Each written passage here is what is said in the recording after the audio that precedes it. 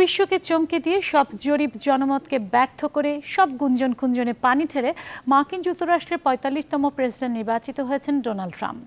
Presidential নির্বাচনের ফলাফল মেনে নিয়ে ট্রাম্পকে শুভেচ্ছা জানিয়েছেন হিলারি ক্লিন্টন।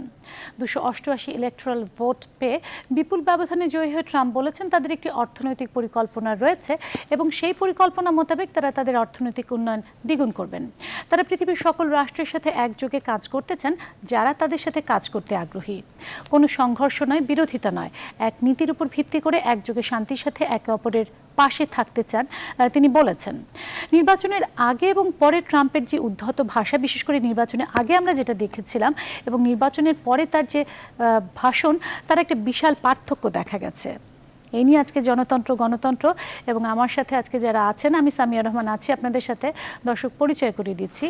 আমার সাথে আছেন মেজর জেনারেল অবসরপ্রাপ্ত মোহাম্মদ আলী শিকদার, নিরাপত্তা বিশ্লেষক, আছেন আবুল হাসান চৌধুরী, সাবেক পররাষ্ট্র প্রতিমন্ত্রী, আছেন Tanvir Siddiqui, president change makers, আছেন এম জামির, সাবেক রাষ্ট্রদূত এবং আন্তর্জাতিক সম্পর্ক বিশ্লেষক। আপনাদের সবাইকে অনেক ধন্যবাদ আজকে আমার সাথে এই আলোচনায় যোগ দেওয়ার জন্য এবং আমাদের সাথে প্রসঙ্গক্রমে দেশের বাইরে থেকে বা দেশের ভেতর থেকে আরও অনেকে সংযুক্ত হবেন, তখন পরিচয় করিয়ে দিব। আমি একটু প্রথমেই যেতে চাই এম জামিরের কাছে, কারণ উনি আমাদের সাথে কিছুক্ষণের জন্যই আছেন, উনি চলে যাবেন।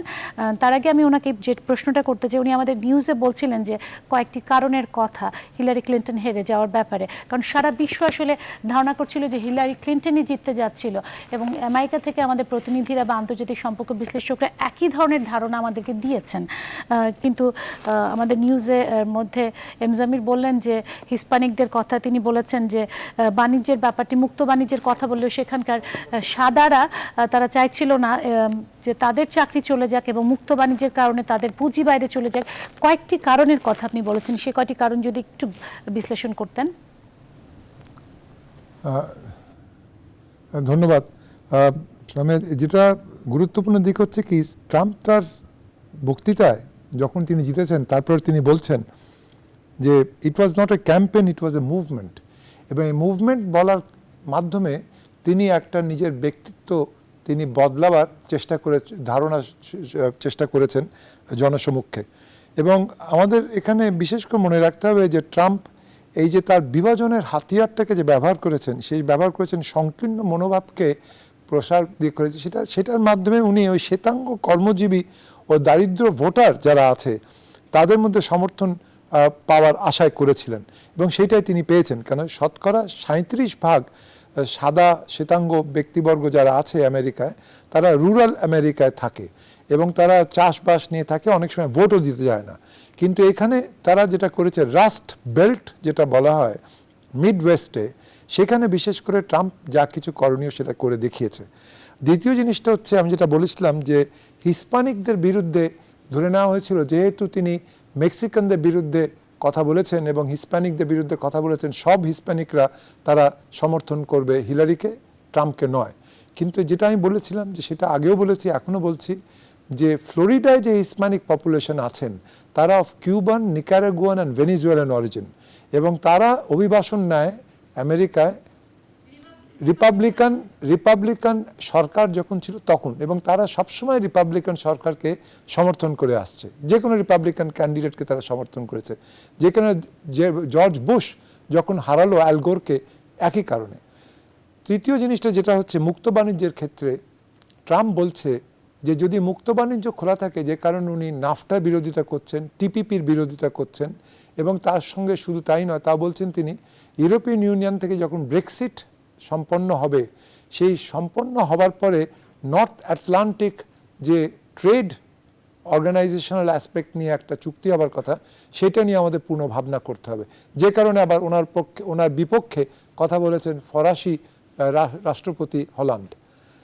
এখন আমাদের মনে রাখতে হবে, এই কারণে আমি বলেছি যে যদি তিনি মুক্ত বাণিজ্যের বিরোধিতা করেন, টিপিপির বিরোধিতা করেন, তাহলে আমাদের খুব একটা আশাব্যঞ্জক পরিস্থিতি নয় জিএসপি নিয়ে। কেন এখন জিএসপি নিয়ে আমাদেরকে দেওয়া হবে কি দেওয়া হবে না, সাসপেনশন থেকে উইথড্র করা হবে কি হবে না, সেটা পরবর্তীতে সেটা ওরা লক্ষণীয় হবে। যে টিপিপি যদি বন্ধ হয়ে যায়, তখন প্রশ্ন উঠবে যে ঠিক আছে, জিএসপিও কিছুদিন আরও স্থগিত থাকুক, 1 নম্বর। 2 নম্বর, কিন্তু ট্রাম্প আমি মনে করি তিনি যদিও অত্যন্ত হকিশ মনোভাব নিয়ে কথাবার্তা বলেছেন, তিনি কিন্তু স্থিতিশীলতার পক্ষী এবং বিশেষ করে ভারতের মোদী সাহেবের সঙ্গে তার একটা সম্প্রীতি আছে। তিনি পরিষ্কার বলেছেন যে আমাদেরকে সবাইকে সন্ত্রাসকে মোকাবেলা করতে হবে। সেক্ষেত্রে বাংলাদেশ যে বিশেষ ভূমিকা পালন করছে কাউন্টার টেররিজমের ক্ষেত্রে, সন্ত্রাস মোকাবেলার ক্ষেত্রে, সেটা ট্রাম্প লক্ষ্য করবে এবং সেটা অবশ্যই আমাদের জন্য ভালো হবে। কিন্তু ন্যাটোর ব্যাপারটি আপনি বলছিলেন আমার সাথে আমি আলোচনার ন্যাটোর সময়। ব্যাপারে বলছি, আমি কামিং টু দ্যাট, সেটা হচ্ছে ন্যাটোতেও একইভাবে উনি বলছেন যে ন্যাটো এবং মধ্যপ্রাচ্যে এবং নিউক্লিয়ার পাওয়ার রক্ষা করার জন্য জাপানকে এবং কোরিয়াকে আমরা কেন এত অর্থ ব্যবহার করব? তারা প্রয়োজন পড়লে তারা নিজেরা পয়সা খরচা করুক, আমাদের অত পয়সা খরচা করার প্রয়োজন নেই। এইটা কিন্তু আবার অন্য দিক থেকে সবাই মেনে নিচ্ছে না। তারা বলছে যে না, এটা তাহলে তো আপনি বলছেন জাপানকে নিউক্লিয়ার পাওয়ার হওয়ার জন্য, এটা ঠিক নয়। লাস্ট পয়েন্ট যেটা, সেটা হচ্ছে মধ্যপ্রাচ্য যে মধ্যপ্রাচ্য ছাড়াও পরিবেশগত দিকটা, যে ক্লাইমেট চেঞ্জ নিয়ে ওনার মতবাদ ছিল এক সময় যে না, এইসব ক্লাইমেট ইটস এ হোক্স, এইসব কিচ্ছু নাই, এই রিনিউয়েবল এনার্জি কোনো দরকার নেই আমাদের। এবং উনি আরও উক্তি করেছিলেন ইরাক আমাদের ছেড়ে আসা উচিত হয়নি, ও তেল সব আমাদের ধরে রাখা উচিত ছিল। এখন ট্রাম্প আরও বেশি রেসপন্সিবল কথা বলবেন, এটা আমরা আশা করি। মানে আপনি বলছেন যে এই সমস্ত ইস্যুগুলো ট্রাম্প আইডেন্টিফাই করেছিলেন, এই ইস্যু কারণে জনগণ তার প্রতি সমর্থন দিয়েছে। there was a popular appeal for that, এবং সেই কারণেই পপুলার ভোটেও তো তিনি আসলে এগিয়ে গেছেন, সবকিছুতেই তিনি এগিয়ে গেছেন। এটাই হচ্ছে আমার কাছে প্রশ্ন, যে এত মিডিয়া এত রকম জরিপ করলো, তাহলে মিডিয়া কি আসলে তাদের ক্রেডিবিলিটি হারালো? জনমত জরিপ, মিডিয়া জরিপ, এগুলো এবং যে কথাগুলো জামিল বললেন, কতগুলো পয়েন্ট ধরে ধরে লোয়ার মিডল ক্লাস হয়েছে, middle class, lower middle class হয়েছে, ন্যাটোর ব্যাপারটা, তারপরে জলবায়ুর ব্যাপারটা এবং মুক্ত বাণিজ্যের ব্যাপারটা বা হিস্পানিকদের কথাটা, আপনারা কি মনে করেন যে সেই বিষয়গুলো, নাকি আসলে সাদা কালোর দ্বন্দ্ব বা ডেমোক্র্যাট চায় না, ডেমোক্র্যাট শাসন চায় না, বা নারী প্রেসিডেন্ট দেখতে চায় না, কোনটি আসলে কাজ করেছে? আমি মনে করি যে অনেকগুলো বিষয়ই কাজ করেছে এবং দুইজনই একার্থে নেগেটিভ ক্যান্ডিডেট। আমার এক বন্ধু খুব সুন্দর বলেছেন, আজিজুর রশিদ, ম্যাড এবং ব্যাড, যে হারলো, যে তার জন্য যেরকম খুব একটা দুঃখ করার নাই, যিনি জিতলেন তার জন্য এরকম আনন্দ করার নাই। আমি অবশ্যই এটার সাথে পুরোপুরি একমত নই। তার একটা কারণে, যে হিলারি ক্লিন্টনের অনেক কিছু নেগেটিভ আছে, ইরাক যুদ্ধে তার যে ভূমিকা, লিবিয়ার ব্যাপারে তার যে ভূমিকা, কিন্তু তারপরেও তিনি দীর্ঘদিনের একজন অভিজ্ঞতা সম্পন্ন রাজনীতিবিদ। তিনি অনেক পড়াশোনা করেছেন, বিশ্ব সম্বন্ধে তার প্রত্যক্ষ গভীর জ্ঞান আছে। সেই জন্য তার ব্যাপারে একটা কথা হয়তো বলা যেত যে তিনি বেপরোয়া বা রেকলেস হবেন না। Trump is a absolutely wild cannon, যে কোন দিকে যাবে, কি করবে। যে একটা কথা বলা হচ্ছে যে তিনি এগুলো রাজনীতির ক্ষেত্রে করেছেন, নির্বাচন জেতার জন্য করেছেন, এরপরে অন্য দিকে যাবেন। কিন্তু দেখেন, একটা কথা চিন্তা করে তিনি বলছেন এটা একটা মুভমেন্ট। উনি হয়তো নিজে ভাববেন যেটা একটা মিশন, কারণ উনি কিন্তু এস্টাবলিশমেন্টের নন, হিলারি ক্লিন্টন এস্টাবলিশমেন্টের প্রতিনিধি।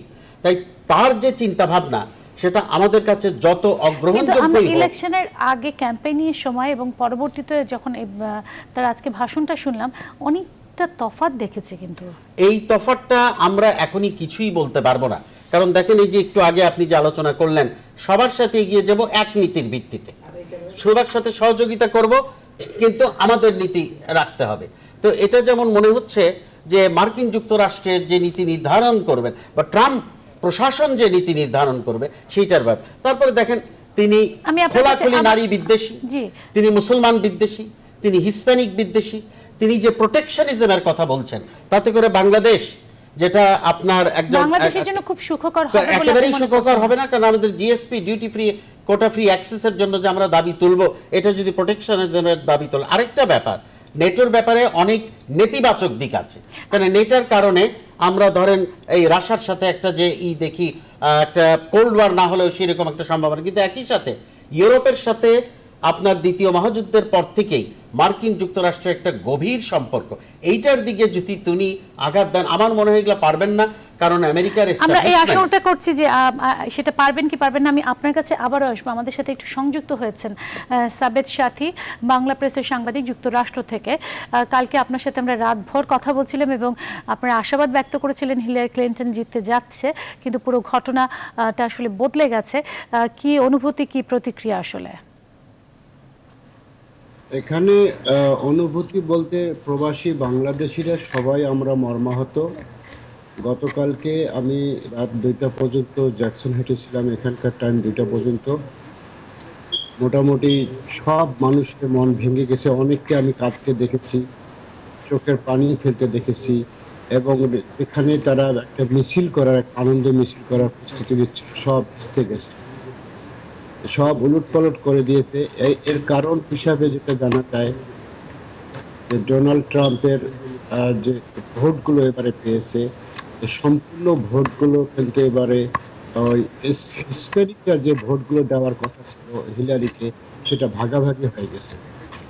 এবং নর্থ ক্যারোলিনা এবং অন্যান্য জায়গায় কিছুদিন আগে মানুষ যে গুলি করে মারা হয়েছিল সেখানে, এইসব জিনিস ইফেক্ট হয়ে হওয়ার কারণে এই আমি আমি ঘটনাটা আমি ঘটছে। রয়টার্সের একটা নিউজে দেখলাম যে অনেকে কানাডায় বা নিউজিল্যান্ডে চলে যাওয়ার চেষ্টা করছে। এই তথ্যের সত্যটা কতটুকু আসলে?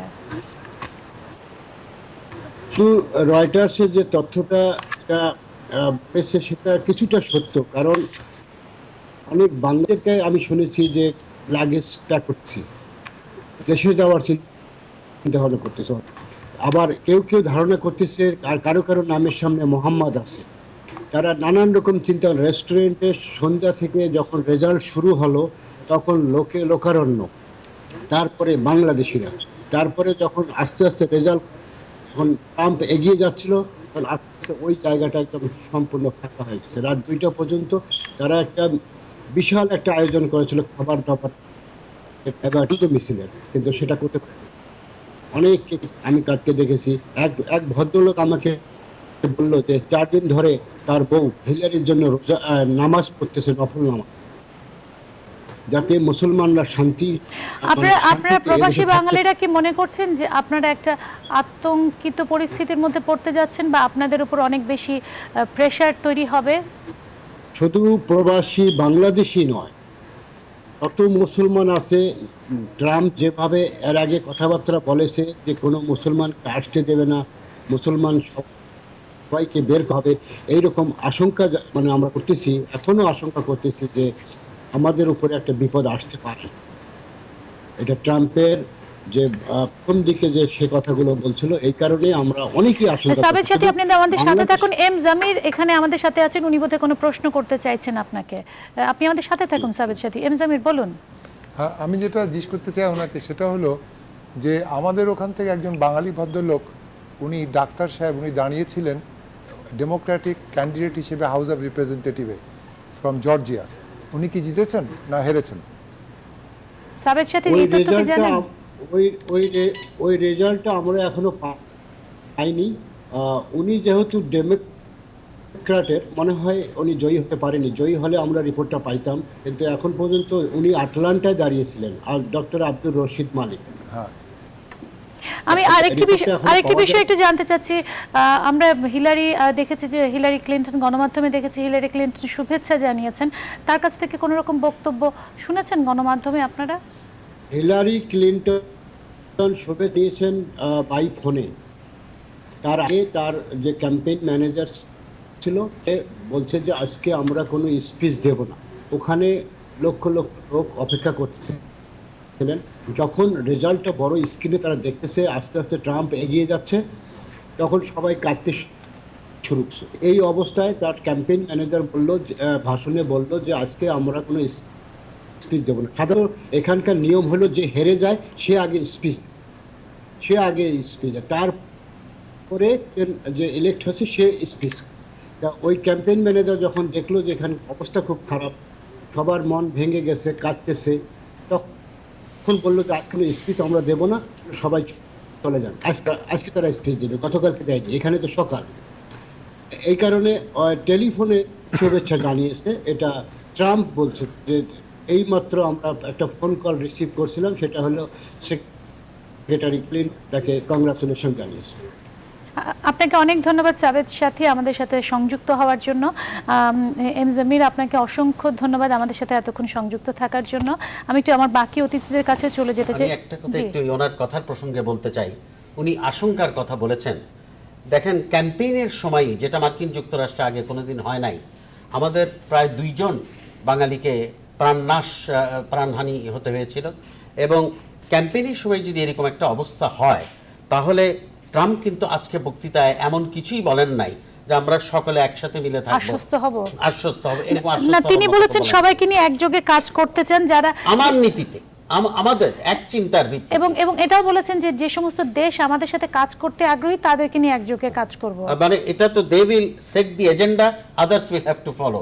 আরেকটা জিনিস যেটা, যে পররাষ্ট্র নীতির ব্যাপারেও উনি খুব একটা পরিপক্কতা দেখিয়েছেন বলে আমি মনে করি না, বিকজ চীনের সাথে তিনি বারবার যে কথাটা বলছেন সেটা যদি সত্যি তিনি করতে যান, এটা ওই 1930s-এ যে ডিপ্রেশন হয়েছিল প্রেসিডেন্ট হুভারের মতো, তার থেকে আর একটা বিরাট কিছু হতে পারে। সো আজকের বিশ্বায়নের যুগে থেকে আপনি এরকম একেবারে একঘরে, সে যত শক্তিশালী দেশ হন না কেন, তার পক্ষে এটা সম্ভব না। আশা করব প্র্যাগমেটিজম কিছুটা হলেও তাকে প্রভাবান্বিত করবে, তাকে একটু মধ্যপন্থা, কিন্তু এটা থেকে বিরাট আশার ব্যাপার। ওনাকে নিয়ে তো বিশ্লেষণ করার সবচেয়ে বড় মুশকিল যে এই ক্যাম্পেইনের মধ্যে তার যেসব লাগামহীন কথাবার্তা ছাড়া তার ব্যাপারে রেকর্ডটা তো একেবারে শূন্য। আমি একটু মেজর জেনারেল অবসরপ্রাপ্ত মোহাম্মদ আলী শিকদারের কাছে যাব, এবং আমি জানি যে আমাদের সাথে ফোনে সংযুক্ত হয়েছেন যুক্তরাষ্ট্র থেকে ফুয়াদ হাসান, সাবেক প্রধান বার্তা সম্পাদক বাংলাদেশ টেলিভিশনের। আপনি একটু আমাদের সাথে লাইনে থাকুন, আমি একটু ততক্ষণ মেজর জেনারেল অবসরপ্রাপ্ত মোহাম্মদ আলী শিকদার, আপনার কি মত আসলে এত জরিপ, এত জনমত সবকিছু আসলে ব্যর্থ হলো কেমন করে, এবং মিডিয়ারও এত বক্তব্য, সবসময় দেখা গেছে জনমত জরিপগুলো প্রতিফলিত হয়েছে, এবার কিন্তু সবকিছু ব্যর্থ হলো কেন? ধরেন, আপনাকে ধন্যবাদ। অনেক কারণ তো ইতিমধ্যেই মোহাম্মদ জমির এবং সাবেক প্রতিমন্ত্রী উনি বললেন। তো আমার কাছে একটা ভিন্ন কারণ আমার কাছে মনে হয়েছে বিশ্লেষণের দৃষ্টিভঙ্গি থেকে। সেটি হলো এরকম যে মার্কিন যুক্তরাষ্ট্রের যারা সাধারণ নাগরিক, যারা শ্বেতাঙ্গ, যারা পল্লী অঞ্চলে বাস করেন, এদের বিরাট একটি অংশ তাদের সারা বিশ্বে কি হচ্ছে সেটি নিয়ে কিন্তু তাদের খুব একটা কনসার্ন না, খুব একটা মাথা ব্যথা নেই। কিন্তু তাদের একটি জায়গায় তারা একমত যে আমেরিকার শ্রেষ্ঠত্ব, অর্থাৎ সারা বিশ্বে আমেরিকা তাদের প্রভাব বিস্তার করে রাখবে, তারা মোগলগিরি করবেন, তাদের প্রভাব প্রতিপত্তি সারা বিশ্বের উপর থাকবে। এটি কিন্তু তাদের মনোভাবের একেবারে সহজাত প্রবৃত্তি বলে আমার কাছে মনে হয়েছে। তার কারণটি একটি আমি উদাহরণ দিয়ে বলি। আপনাদের নিশ্চয়ই সবার মনে আছে যে 2000 সালে যখন বুশ আল গোরের নির্বাচন হলো, বুশ কিন্তু জনপ্রিয় ভোটে জিতেন নেই, ইলেকট্রালের ভোটের হিসাবে জিতলেন। বলা যায় যে একটা কন্ট্রোভার্সিয়াল রেজাল্ট। ট্রাম্প তো দুটোতেই জিতে না, আমি যেটা বলছি একটু রেজাল্ট, কিন্তু যেটা বলছি যে ওই যে মার্কিন যুক্তরাষ্ট্রের জনগণের যে মনোভাবের কথাটা বলছি, আপনি দেখেন 2004 সালে যখন তিনি আবার পুনর্নির্বাচিত হলেন, তখন কিন্তু ব্যাপক ভোটের ব্যবধানে তিনি নির্বাচিত হলেন। অর্থাৎ 2000 সালে যে ভোট পেয়েছিলেন তার থেকে জনভোট অনেক বেশি পেলেন। সেখানে কিন্তু বিশ্লেষণ হয়েছিল, সারা বিশ্বের যারা বিশ্লেষক আছেন তারা বলেছিলেন যে তাহলে কেন এত ব্যবধান, এই 4 বছরে উনি কী করলেন। সেখানে বিশ্লেষকরা বলেছেন এই মনোভাবটির কথা। তার কারণ জর্জ বুশ তিনি তার জনগণের কাছে, এই যে জনগণ যে অংশটি আমি বললাম, তাদের কাছে প্রমাণ করেছেন যে আমেরিকা কারো কাছে মাথা নত করবে না, আমেরিকা সবার উপরে দরকার হলে যত রকম শক্তি প্রয়োগ করা দরকার সেই শক্তি প্রক্রিয়া তার শত্রুকে নিধন করা হবে। সে তার উদাহরণ এই আফগানিস্তানে 2001 সালে যে অভিযান চালালেন, মাত্র 3 মাসের মধ্যে সমস্ত তছনছ করে দিয়ে তাদের নিজস্ব শাসন ব্যবস্থা এবং তাদের সামরিক বাহিনীর প্রতিষ্ঠা। আর একটা দেখেন ইরাকে কিন্তু কোনোভাবেই কোনো আক্রমণের কোনো অজুহাত তারা যেগুলো দাঁড় করিয়েছিল সবই কিন্তু মিথ্যা প্রমাণিত হয়েছে। সেইখানে কিন্তু সাদ্দাম হোসেনকে উৎখাত করলেন, উৎখাত করার পরে 2003 সালে সেটা। সুতরাং এই যে বিষয়গুলো, এই বিষয়গুলোর কারণেই আমি আপনার কাছে আবারও আসবো। 2004 সালে বুশ এত ব্যবধানে জিতলেন।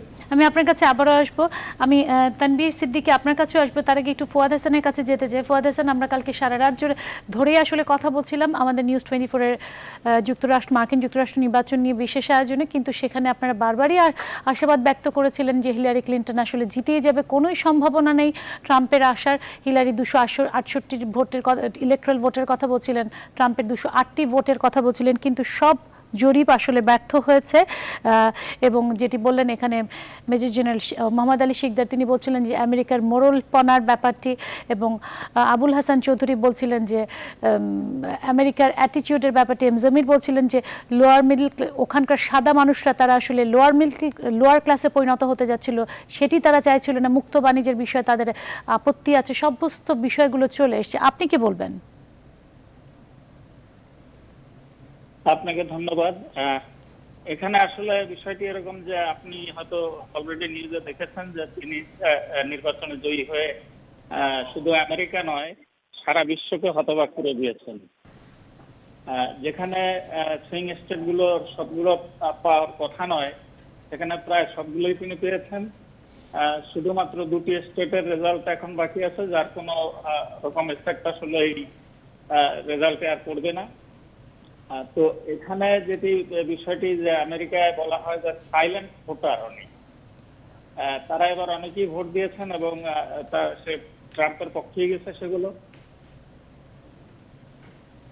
কিন্তু আমি একটু জানতে চাই, এছাড়া বার্নি স্যান্ডার্স মানে তার মানে পুরো বার্নি স্যান্ডার্সের সমর্থক যে তরুণ ভোটাররা ছিল মোটামুটি একচেটিয়া, যারা কলেজে বা বিশ্ববিদ্যালয়ের ছাত্র পর্যায়ে, তারা বেশ কিছু ভোট হিলারিকে না দিয়ে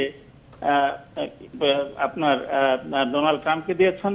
পপুলার ভোটে কিন্তু হিলারি সামান্য গিয়েছেন, 0.1 এগিয়ে থাকলেও তাতে কোনো ফলাফলে তার কোনো হয়নি। তো এগুলোর মূল কারণ আসলে যারা সাইলেন্ট ভোটার এবং সেই সাইলেন্ট ভোটাররা কি আসলে ফুয়াদ হাসান, আমি একটু জানতে চাচ্ছি সেই সাইলেন্ট ভোটাররা কি আসলে ডেমোক্র্যাট শাসন চায় না, নাকি তারা আসলে সাদা কালোর ব্যবধানে বিশ্বাসী, নাকি আসলে নারী প্রেসিডেন্ট চায় না? সেই সাইলেন্ট ভোটারদের মনোভাবটা আসলে কি?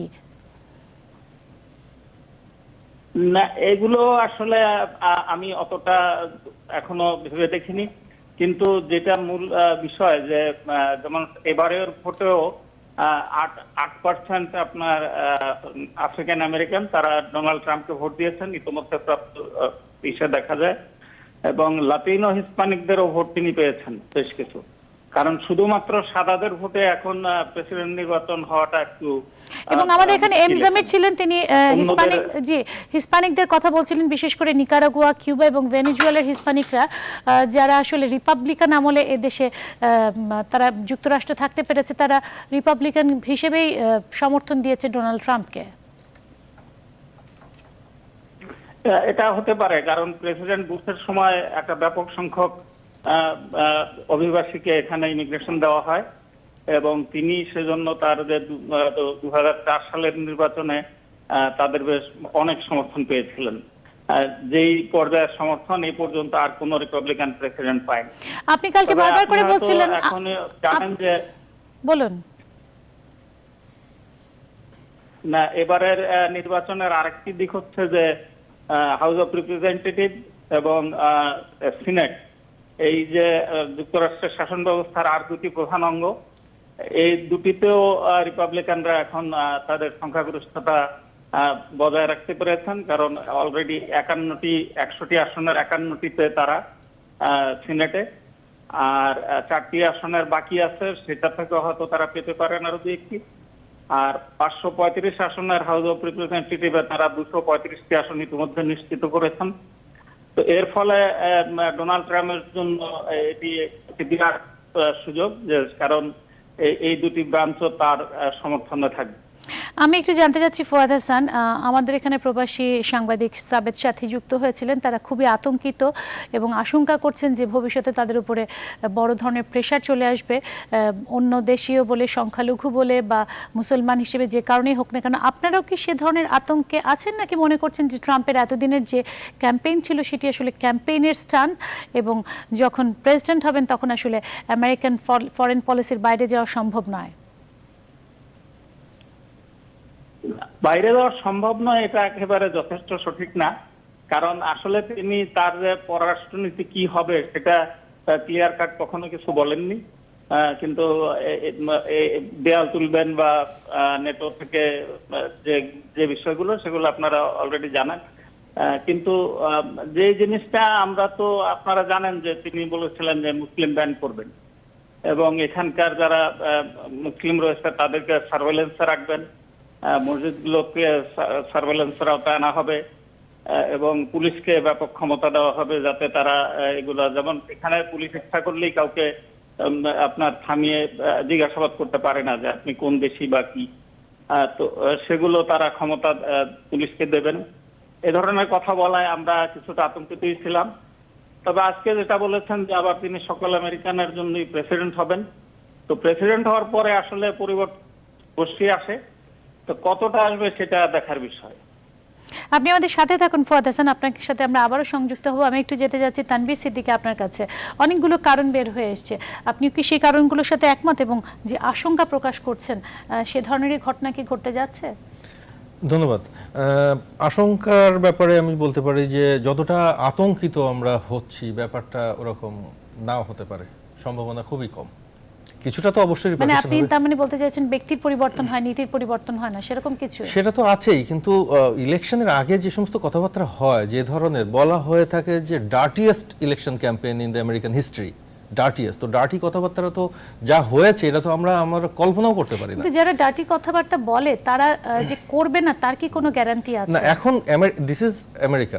এখানে হচ্ছে যে আমেরিকার কতগুলো চেকস এন্ড ব্যালেন্সের ব্যাপার থাকে, তো এবং আমেরিকান সিস্টেমটা এমনভাবে এই ওভার দ্য ইয়ার্স, এই যে গত 200 বছর ধরে গড়ে উঠেছে, যে এই জায়গাগুলোতে কতগুলো জিনিস তাদের কিন্তু 200 বছরের মধ্যে দিয়ে তো আফগানিস্তানে হামলা বা ইরাক হামলা এগুলো তো তারা করেছে। সেইটা তো তাদের আধিপত্যবাদের একটা ব্যাপার। কিন্তু আমরা কেন আজকে এই আলাপটা করছি, আমরা কেন এত উদ্বিগ্ন, সারা বিশ্বের মিডিয়াকে কেন এত টেন্সড মনে হচ্ছে, মানুষজন এত ফ্রাস্ট্রেটেড কেন, কতগুলো আমি জানার চেষ্টা করছিলাম, যেমন shocked, disaster, unbelievable, surprising, another 9/11, এই সমস্ত কথা দিয়ে ট্রাম্পের ইলেকশনকে জেতাটাকে বলা হচ্ছে কেন? ব্যাপারটা হচ্ছে যে বিকজ অফ ট্রাম্প। যদি ট্রাম্পের জায়গায় রিপাবলিকানদের অন্য কোনো প্রার্থী থাকতেন এবং উনি যদি এই ধরনের উল্টা পাল্টা বক্তব্য না দিতেন, তাহলে কিন্তু আজকে আমরা হিলারি ক্লিনটনকে এই বিষয়ে এত মাথা ঘামাতাম না। হিলারি ক্লিনটন হেরে গেলেও মানুষের এত টেনশন হতো না। কিন্তু উনি যেটা করেছেন, এইখানে আমার কাছে মনে হচ্ছে এখন যে ওনার যারা উপদেষ্টা যারা ছিলেন, উনি তো জুয়ারই, তো বেসিক্যালি উনি জুয়ার সঙ্গেই জড়িত, ক্যাসিনো আছে এবং আরো অনেক কিছুর সঙ্গে জড়িত। তো আমার ধারণা যে উনি এই ইলেকশনটাকে একটা বড় রকমের জুয়া খেলেছেন। এমন কতগুলো বক্তব্য উনি দিয়েছেন যেটা খুব স্বাভাবিকভাবে কোনো দেশে ইন্টেনশনালি, এবং উনি মানে একটা খেলেছেন আপনার মার্কিন, মানে ইন্টেনশনালি নেগেটিভ গেম খেলে রিস্ক নিয়েছেন। আমি বলবো যেটা উনি একটা রিস্ক নিয়েছিলেন, কারণ হিলারির তার মানে তুলনায় ব্যাপারটা কি এরকম দাঁড়াচ্ছে উনি ইন্টেনশনালি গেম প্লে করেছেন, কিন্তু উনি মানুষটা এরকম না সেরকম কিছু বলতে না, চান? মানুষটা তো ওরকমই, কারণ ওনার যে সমস্ত আচরণ, ওনাকে নিয়ে যে সমস্ত লেখা হচ্ছে, ওনার সেক্স স্ক্যান্ডাল সবকিছু মিলিয়ে তো উনি তো খুব ভালো বা ভদ্র মানুষ না। আমি আপনাকে নিউ ইয়র্ক টাইমসের একটা রেফারেন্স দিই। আজকে নিউ ইয়র্ক টাইমস বিকালে, আজকে বাংলাদেশ টাইম বিকালে ওনাকে যেটা বলেছে সেটা হচ্ছে যে untested and unlikely candidate capture the Presidency. তো আনটেস্টেড অ্যান্ড আনলাইকলি ক্যান্ডিডেট মানেটা কি? এটা উনি যে এই নির্বাচনে প্রতিদ্বন্দ্বিতা করবেন বা এই যে উনি যে রিপাবলিকান টিকেটে যে মনোনীত হবেন, এইটাই তো অনেকেই এখনো স্বাভাবিকভাবে মেনে নিতে পারেনি। এইটাই হচ্ছে যে একটা সমস্যা। এখন এই যে জিনিসগুলো, এই যে আমেরিকান যে প্রথম সারির মিডিয়াগুলো তাকে এই ধরনের বিশেষণে মানে ডাকছে, এর মানেটা কি? উনি তো মানে টোটালি আন্ডার সার্ভেলেন্সই থাকবেন। Under surveillance means not necessarily আমেরিকার প্রেসিডেন্ট, তার যে প্রেসিডেন্সি সুপ্রিম কমান্ডার হিসেবে তার যে সমস্ত পাওয়ার আছে সেটা তো তিনি এক্সারসাইজ করার চেষ্টা করবেন, কিন্তু তার মানে এই না। যেটি ফুয়াদ হাসান বললেন যে পুলিশের হাতে অনেক বেশি ক্ষমতা দিবেন, এর আগে আমেরিকান পুলিশ কাউকে দাঁড় করিয়ে জিজ্ঞেস করতে পারে না যে সে কোন দেশের, কিন্তু সেই ক্ষমতাও যদি পুলিশের কাছে চলে যায় এবং যদি মানে কর্তৃপক্ষ থেকে এ ধরনের নির্দেশ আসে যে বিশেষ করে এশীয় বা সংখ্যালঘু বা মুসলমান, এই জাতীয় ইমিগ্রেন্ট, এই জাতীয় বিষয়গুলো আসে, তাহলে তো হ্যারাসমেন্টের শিকার হতে হবে। অফকোর্স, ব্যাপারটা হচ্ছে যে এখন যেটা হচ্ছে শুধু ওইটুকু বাকি ছিল। সার্ভেলেন্স তো সবই হচ্ছে আমেরিকাতে। 9/11-এর পরে এমন কোনো কাজ নেই, আপনি ক্রেডিট কার্ড পাঞ্চ করলে আপনি কোথায় যাচ্ছেন, কি কিনছেন, কত টাকা জিনিস কিনছেন, লাইব্রেরিতে আপনি যদি কোনো বই ইস্যু করেন, কি ধরনের বই নিলেন সেখানে, আপনার কোন টিকেটে কোথায় যাচ্ছেন, এগুলো এবং প্রচুর মানুষকে তখন নিয়ে যাওয়া হয়েছে, টর্চার করা হয়েছে, এখনো হচ্ছে, কিন্তু সেটা আমরা ওইভাবে জানি না। যেহেতু ইনি বলে দিয়েছেন যে আমি কি করব, সমস্যাটা হচ্ছে ওইখানে, ভয়টা পাচ্ছি, কিন্তু এই কাজগুলো চলছে। এই কাজগুলো যে একদম বন্ধ তা না। এখন পুলিশ কিন্তু যখন বৈধ হয়ে যাবে তখন আশঙ্কাটা তো অনেক বেশি বাড়বে। ন্যাচারালি বিশেষ করে একটা কথা একটু- জি প্লিজ। একটা কথা একটু বলতে হয়, উনি যথার্থই বলেছেন চেকস অ্যান্ড ব্যালেন্সের কথা, কিন্তু এটা কিন্তু একেবারে আপনার একদলীয় শাসন ব্যবস্থায় রূপান্তরিত হয়েছে। চেকস অ্যান্ড ব্যালেন্সটা আসে কংগ্রেস থেকে, সিনেট থেকে, এখন এবং সবই তো House of রিপাবলিকান Representatives। এখন সমর্থক। সবই রিপাবলিকান। যেমন এবং আমরা যেটা নিশ্চিত শুনেছিলাম জানি যে ওবামার আমলে ওবামা অনেক কিছু পাশ করাতে পারেনি রিপাবলিকানদের জন্য, এবং সেই ওই বাধাটা ওনার আর থাকবে না। তারপরেও যে আরেকজন জজ সুপ্রিম কোর্টে নমিনেট করতে যাচ্ছেন, এটা অবশ্যই একজন রিপাবলিকান হবেন। তাহলে আপনি দেখেন দুইটা যে সবই তার প্রতিষ্ঠান, দখলে আমেরিকার হচ্ছে। পুরা কনস্টিটিউশনটাই, শাসনতন্ত্রটাই চেকস এন্ড ব্যালেন্সের উপরে। আমি তো মনে করবো এই চেকস এন্ড ব্যালেন্সের একটা যে সিক্রেট প্রিন্সিপল, সেটার উপরে একটা বিপুলভাবে আঘাত আসছে। কারণ হাউস রিপাবলিকান, আপনার জুডিশিয়ারি হবে রিপাবলিকান, সেখানে এর থেকে মেঘাবৃত রবি যদি এত উত্তপ্ত হয়, যেখানে এইরকম একটা পরিস্থিতি না থাকলেও পেট্রিয়ট অ্যাক্ট ছিল, যে পেট্রিয়ট অ্যাক্টে এখন পর্যন্ত বিদ্যমান, আপনি যে কোনোখানে যে কোনোভাবে যে কাউকে তুলে নিয়ে যেতে পারেন, তার he doesn't even have access to the lawyer. তাহলে আজকে যে কি একটা পরিস্থিতিতে রূপান্তরিত হবে এটা বলা খুবই মুশকিল। আমি যদি ধরেও নেই যে 50% তিনি যে কথা বলেছেন সেগুলো তিনি করবেন না, তারপরে ওই যে মিশন, তিনি তো একটা তার ভিতরে যে একটা এটা মনে আসতেই পারে স্বাভাবিকভাবে যে তিনি যা করছেন এটা সমর্থন আছে। আপনার 20 থেকে নিয়ে 40 এই যে শ্বেতাঙ্গ পপুলেশন জনসংখ্যার, এদের একটা বিরাট রাগ আছে একটা অর্থনৈতিক ধস নামার কারণে। এটা কেন নামলো, কিভাবে এটাকে কি করা হবে, এইসবের বিশ্লেষণ করার মতো যোগ্যতা তাদের নাই। They have monumental ignorance. তারা এই ট্রাম্প সাহেবের খুব একটা তাড়াতাড়ি একটা সলিউশনের দিকে এগিয়ে গেছে। পরিপক্কতার অভাব, কিন্তু চমকের কোনো অভাব নাই। তিনি একজন ম্যাজিশিয়ানের মতো অনেক চমক কিছু দেখিয়ে তুলে মানুষকে ধরেছেন। আকৃষ্ট করেছেন। এখন অনেক দিনের মানুষ আশার উপরে নির্ভর করে, সেখানে একটা অনেক না, দিনের যেটি দেশ- এম জামির বলছিলেন যে সাদা মিডল ক্লাসটা লোয়ার ক্লাসে পরিণত হচ্ছে, বাইরে থেকে আসা কালোরা বা মেক্সিকানরা তারা অল্প পয়সায় কাজ করে তারা মিডল ক্লাসে পরিণত হচ্ছিল, এটা একটা তাদের মধ্যে বিক্ষোভ তৈরি করছিল। তারপর এটা মুক্তবাণী তাদের ধারণা। কিন্তু আজকে আমি আমার কথা বলতে পারবো নির্দ্বিধায় নির্বিঘ্নে, যদি আজকে বার্নি স্যান্ডার্স ক্যান্ডিডেট থাকতেন ডেমোক্রেটিক পার্টি, আমি মনে করি তিনি জয়লাভ করতেন। এবং বার্নি স্যান্ডার্স আমেরিকায় আর ইংল্যান্ডে জেরেমি করবিন পৃথিবীর ইতিহাস কয়েক মাসের ভিতরে ভিন্ন বার্নি হয়ে স্যান্ডার্স জয়লাভ করতেন কেন? তার ব্যক্তিগত ইমেজ না, এবং বার্নি স্যান্ডার্স এই যাদেরকে আকর্ষণ করছেন ট্রাম্প তাদেরকেই করেছিলেন, কিন্তু his solutions would have been different. Trump সাহেব যেটা বলেন না যে মাত্র 1% অথবা 2% এবং আমেরিকান পপুলেশন মার্কিন যুক্তরাষ্ট্রের একটা বিরাট ধন সম্পদের মালিক, আর এটা ট্রিকল ডাউনটা নাই। বার্নি স্যান্ডার্স উল্টোভাবে চিন্তা ভাবনা করেছিলেন, এবং আমেরিকান সমাজে তরুণ সমাজে বার্নি স্যান্ডার্সের ভীষণ একটা ভীষণ জনপ্রিয়তা আগ্রহ ছিল, রয়েছে। এবং তাদের অনেকে হয়তো মুখ পিছিয়ে ছিল দেখে আজকে এই অবস্থা। যে কথা বলতেই হবে, যেহেতু দুই ক্যান্ডিডেট স্বাভাবিকভাবে হিলারি ক্লিন্টনের পক্ষে অনেকের মতবাদ দেন, আমরাও ভেবেছিলাম তিনি হবেন, বিকজ যে কারণটা তার একটা দিক শিক নির্দেশনা আছে, আমরা বুঝতে পারি আলোচনার এবং ব্যাপার আছে। অনেকদিন ধরে রাজনীতিতে তিনি অনেকদিন ধরে অভিজ্ঞ। রাজনীতি আছেন, পড়াশোনা করেছেন, আমাদের দেশ সম্বন্ধে জানেন, পৃথিবী সম্বন্ধে জানেন। She has a feel for all this thing. আর ট্রাম্প সাহেবের যে 3টে ডিবেটে আমার অন্তত মনে হয়েছে, ফরেন পলিসি হুট করে শেখা যায় না। It cannot be summed up in a phrase, হুট এক করে শেখা কথায় যায় না, বলাও যায় না, কিন্তু হুট করে অনেক ইমপ্লিমেন্ট করা যায়। ইমপ্লিমেন্ট করা যায়, যেটা করার একটা প্রবণতা তিনি দেখিয়েছেন।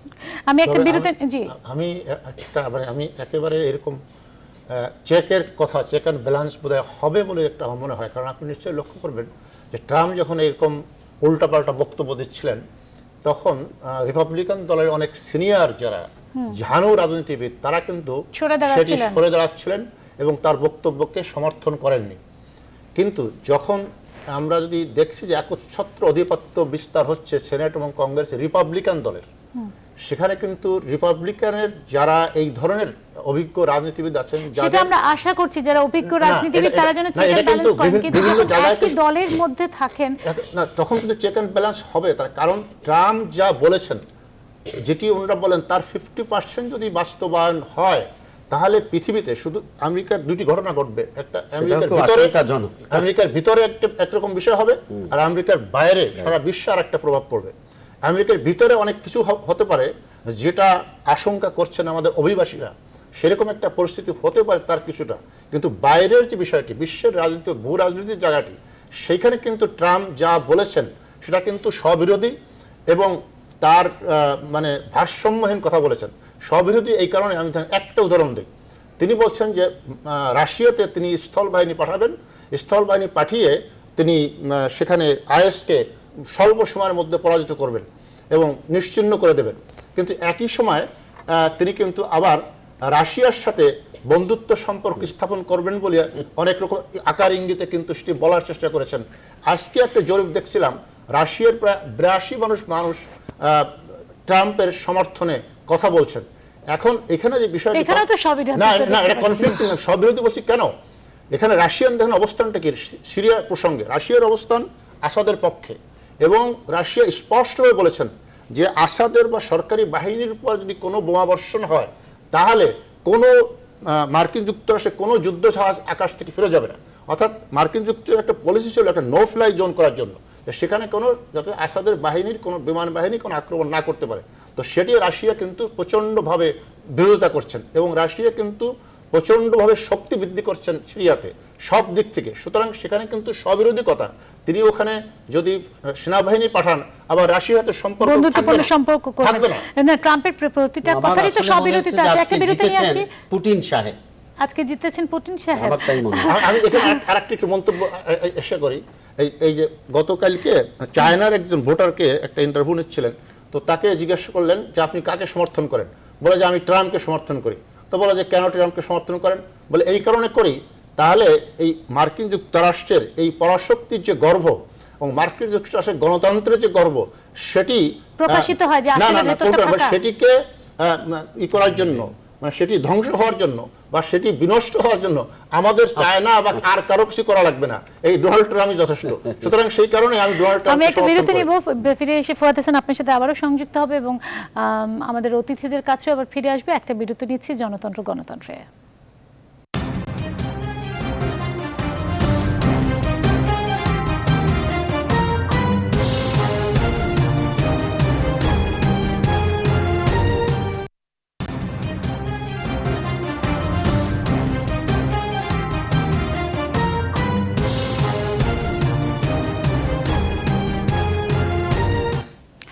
দর্শক দেখছেন জনতন্ত্র গণতন্ত্র।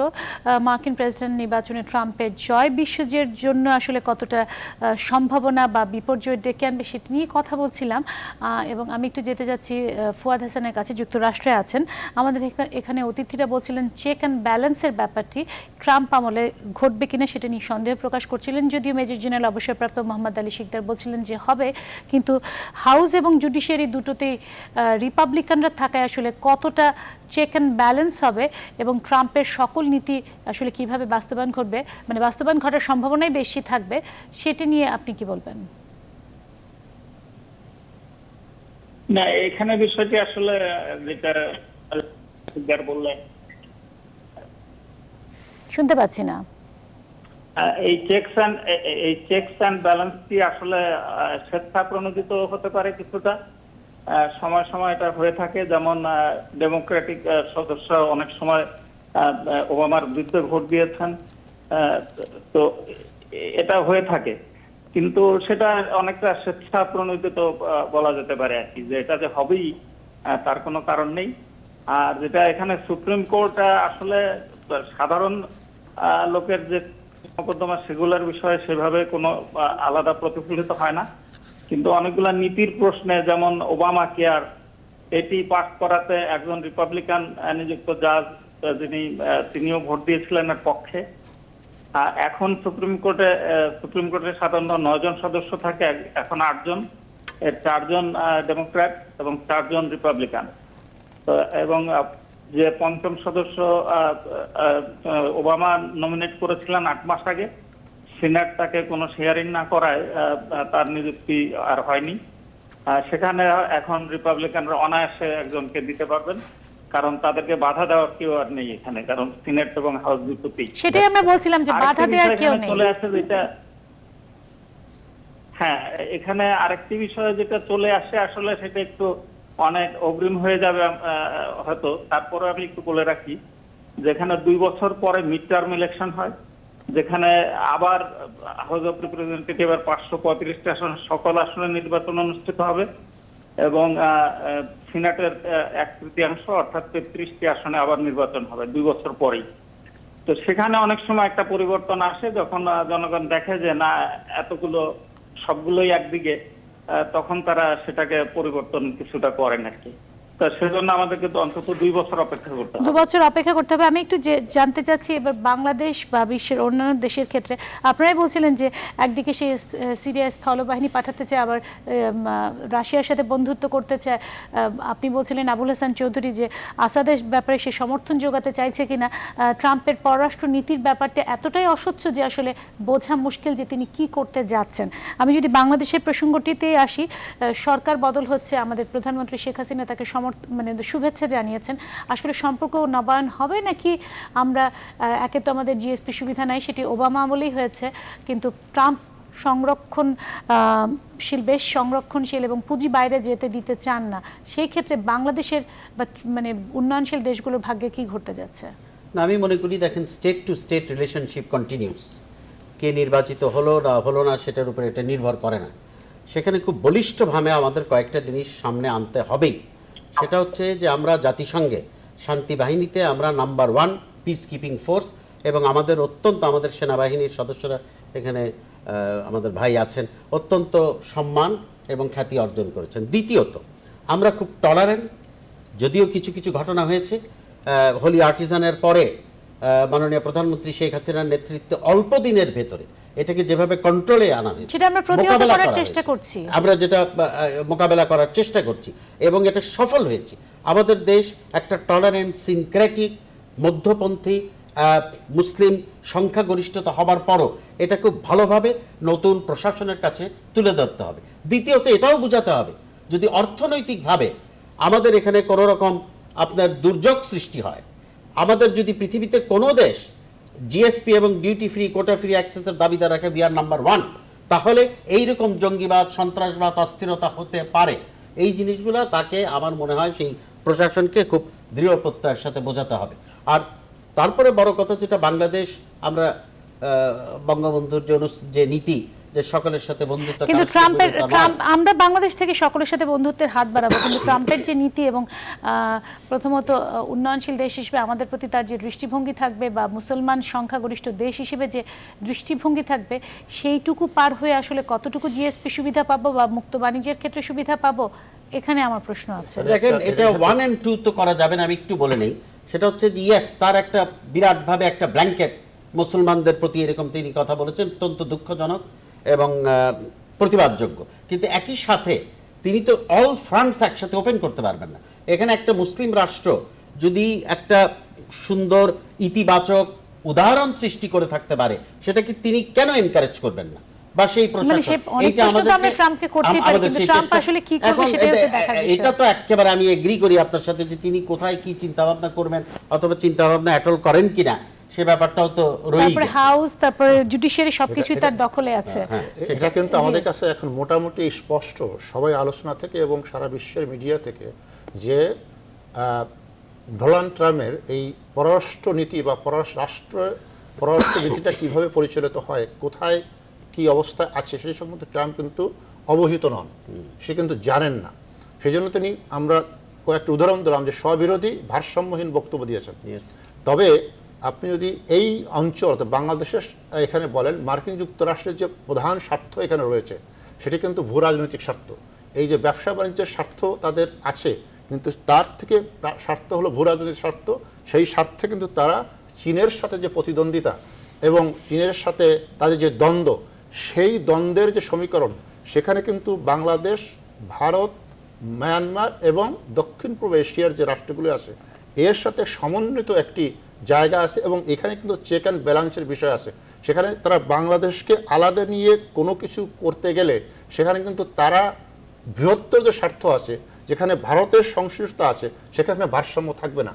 সুতরাং তারা কিন্তু যদি তাদের ভূ রাজনৈতিক স্বার্থের যে চিন্তা, চীনকে প্রতিহত করা, দ্বন্দ্ব করা বা তাদের প্রভাব এখানে বিস্তার ঠেকানো, সেরকম কিছু আইসোলেটেডলি শুধু বাংলাদেশ কেন্দ্রিক কিছু করতে গেলে, যেটা আমাদের কাছে মাঝে মাঝে মনে হয়েছে যে সেরকম কিছু তারা করতে চায়, যার জন্য আমরা দেখেছি যে 2012 সালে হিলারি ক্লিন্টন যখন পররাষ্ট্রমন্ত্রী ছিলেন তিনি বাংলাদেশে আসলেন, তারপরে কিন্তু আমরা 2014 সালে মার্কিন যুক্তরাষ্ট্রের অবস্থানটা কিন্তু আমাদের কাছে পরিষ্কার ছিল যে তারা কি অবস্থানটা নিয়েছিলেন, এবং সেই অবস্থান দেখে কিন্তু আমাদের কাছে মনে হয়েছিল কিন্তু এখন তো সমস্যাটা যেটা হচ্ছে যে মার্কিন যুক্তরাষ্ট্রের অবস্থানই আমাদের কাছে স্পষ্ট নয়। না না, মার্কিন যুক্তরাষ্ট্রের অবস্থা হলো ট্রাম্প ব্যক্তিগতভাবে যা বলেছেন সেখানে স্পষ্ট নয়, সেখানে ভারসাম্যহীনতা, স্ববিরোধিতা। তাহলে আমি মার্কিন যুক্তরাষ্ট্রের যে নীতি, সেই নীতি কিন্তু এখানে যদি পরিবর্তন কিন্তু করতে চায়, সেটি আমি মনে করি যে মার্কিন যুক্তরাষ্ট্রের যারা পররাষ্ট্র নীতির পরিচালনা করেন, রাষ্ট্রের প্রাতিষ্ঠানিক শক্তি যেগুলো আছে, স্টেট ডিপার্টমেন্ট বলেন, সিআইএ বলেন,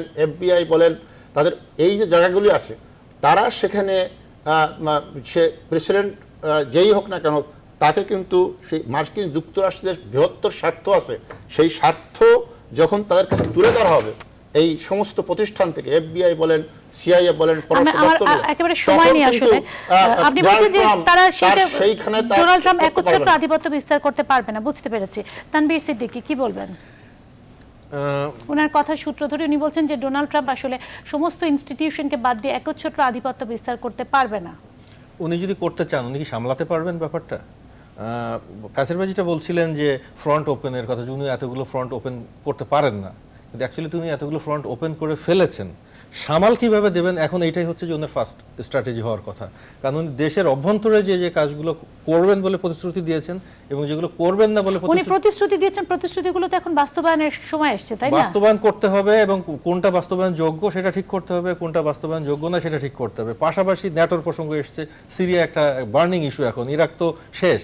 তো এই ইস্যুগুলো এত সহজ হবে না ওনার জন্য, এবং ওনার সঙ্গে যারা কাজ করেন, আমেরিকা তো আর শুধু একজনকে সুপ্রিম কমান্ডারকে দিয়ে তো চলে না, সেখানে তাদের ওই যে চেকস অ্যান্ড ব্যালেন্সের ব্যাপার তো আছেই, ওনাদের সাথে আরো প্রাতিষ্ঠানিক শক্তি আছে, প্রাতিষ্ঠানিক একটা শক্তি আছে, একটা ফরেন পলিসি ওনারা ওভারনাইট এটা চেঞ্জ হয় না।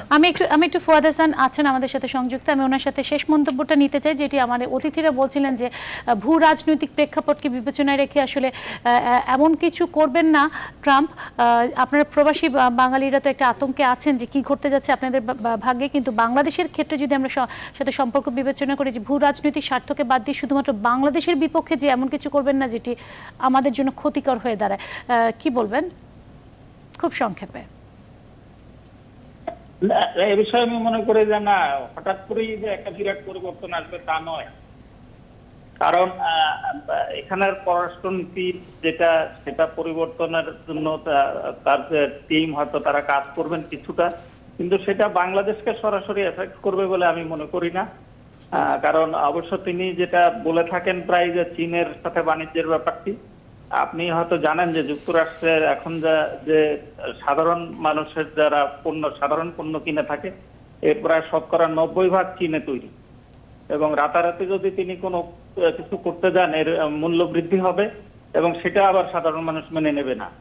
তো সেই জন্য এই বিষয়গুলো আসলে খুব তাড়াতাড়ি ঘটবে তা নয়, এটা সময় লাগবে।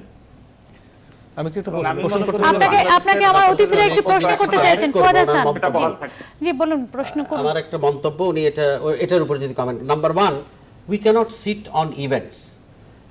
প্রথম আমাদের একটা সুযোগ আছে, সিকিউরিটি ডায়ালগ প্রতি বছরে হচ্ছে, সেখানে আমাদের যে ব্যাপারটা যেটা নিয়ে আমরা আলোচনা করলাম এবং সংক্ষেপে সেগুলো আবার পুনরাবৃত্তি করতে চাই না, সেগুলো খুব জোরালোভাবে তুলে ধরতে হবে। আমি একটু আপনাকে মার্কিন সিস্টেমটা লবিস্টদের আমাদের উপরে, অনুষ্ঠান একেবারে শেষ পর্যায়ে, কিন্তু আমার সাথে একজন যুক্ত হয়েছেন, আমি খুবই দুঃখিত কথার মাঝখানে আপনাকে থামিয়ে দিচ্ছি বলে। আমাদের সাথে যুক্তরাষ্ট্র থেকে সংযুক্ত হয়েছেন ফরিদা ইয়াসমিন। আপনার লেখাগুলো আমরা পড়ছিলাম, গণমাধ্যমে যুক্তরাষ্ট্রের নির্বাচন নিয়ে আপনার বিশ্লেষণগুলো পড়ছিলাম, কিন্তু সেখানে প্রবাসী বাঙালিদের মধ্যে এক ধরনের আতঙ্ক দেখছি।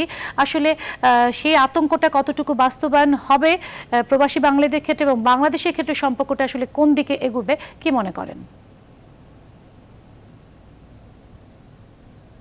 ফরিদা ইয়াসমিন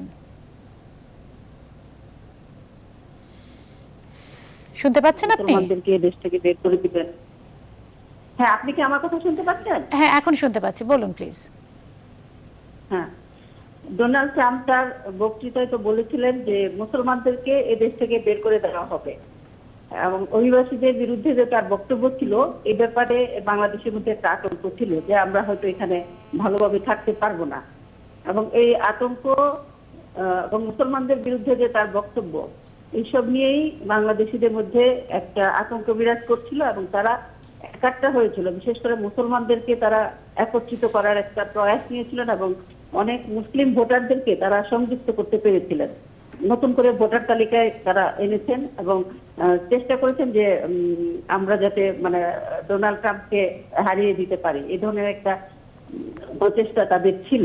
তো এই নির্বাচনের ফলাফলের পর তারা খুবই তাদের মন খারাপ। কালকে জ্যাকসন হাইটে যেখানে বাঙালিদের প্রাণকেন্দ্র বলা হয়, সেখানে দেখা গেল যে শুনশান নীরবতা, লোকজনা খুব মন খারাপ, আস্তে আস্তে সবাই বাড়িতে চলে গেছেন, এই আর কি। সকল বাঙালি আসলে একটু আতঙ্কে আছেন বা একটু কষ্টে আছেন, কারণ তারা ভাবছিলেন যে হিলারি ক্লিন্টন অ্যাটলিস্ট তাদের বিরুদ্ধে কোনো রকম পদক্ষেপ নেবেন না। ফরিদা, ইয়াসমিন, আপনাকে অসংখ্য ধন্যবাদ আমাদের সাথে যুক্তরাষ্ট্র থেকে সংযুক্ত হওয়ার জন্য। আমরা রাত 11টা থেকে আবারও কন্টিনিউয়াস কাভারেজে যাব মার্কিন যুক্তরাষ্ট্র নির্বাচন নিয়ে নিউজ 24 এর বিশেষ আয়োজনে। সেখানে যারা আছেন আমাদের প্রবাসী বাঙালিরা বিভিন্ন জায়গায় এবং আন্তর্জাতিক সম্পর্ক বিশ্লেষকরা, আপনাদের সাথে আমরা তখন আবারও সংযুক্ত হব। আজকে আমার হাতে আর একেবারে সময় নেই, আজকের মধ্যে আমাকে শেষ করতেই হচ্ছে। জনতন্ত্র গণতন্ত্র, আপনাদের সবাইকে অসংখ্য ধন্যবাদ।